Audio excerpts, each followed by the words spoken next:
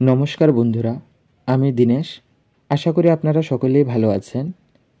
তো এই যে ভিডিওটা দেখছেন, এটা গোয়া এক্সিবিশনে আমারই করা একটা ভিডিও।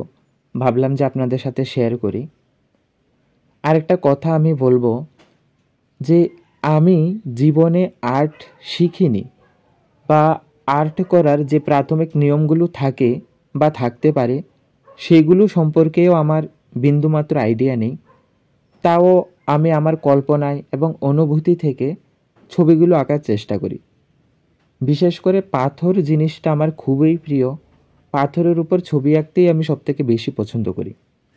তো আমি যে কথাটা বলার জন্য ভিডিওটি আপলোড করছি সেটা হলো যে যারা ছোট বাচ্চাদের ছবি আঁকান, বা যারা নিজের বাড়িতে ছোট বাচ্চা আছে বা তাদেরকে ছবি আঁকা শেখাচ্ছেন, তারা অবশ্যই একটু মাঝে মধ্যে বিভিন্ন জিনিস, যে জিনিসগুলো মানুষ ফেলে দেয়, এই ধরুন বিভিন্ন পাথর হোক বা প্লাস্টিকের বোতল হোক বা আরও অনেক কিছুই থাকতে পারে বাড়িঘরে, যে মানে খুবই সাধারণ একটা জিনিস।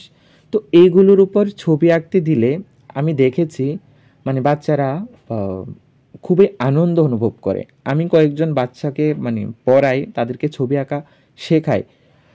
তো আমি দেখেছি তাদেরকে মানে নর্মাল এই ধরুন ছোট বাচ্চাদের আমরা কি করি, আম আঁকতে দিই, আপেল আঁকতে দিই, বা হয়তো স্কোয়ার বা রেক্ট্যাঙ্গেল এগুলো আঁকতে দিই। তো তারা এগুলোতে বোরিং ফিল করে। তো আমি দেখেছি মাঝে মধ্যে যদি আপনারা বাচ্চাদের বিভিন্ন সাধারণ জিনিসের উপর ছবি আঁকতে দেন, তাহলে তারা কি করে মানে এটাতে খুবই আনন্দের সহিত মানে ছবি আঁকাটাকে গ্রহণ করে। তারা ছবি আঁকার প্রতি আরও ইন্টারেস্টেড হয়।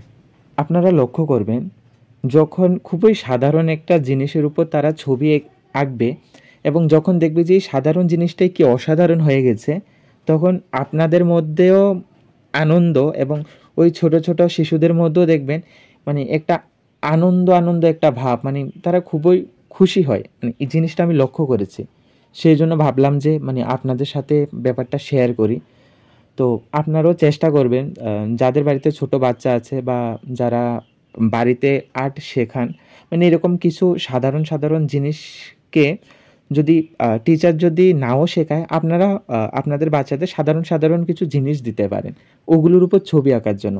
তাহলে দেখবেন যে তারা ছবি আঁকার প্রতি আরও খুবই ইন্টারেস্টেড হবে।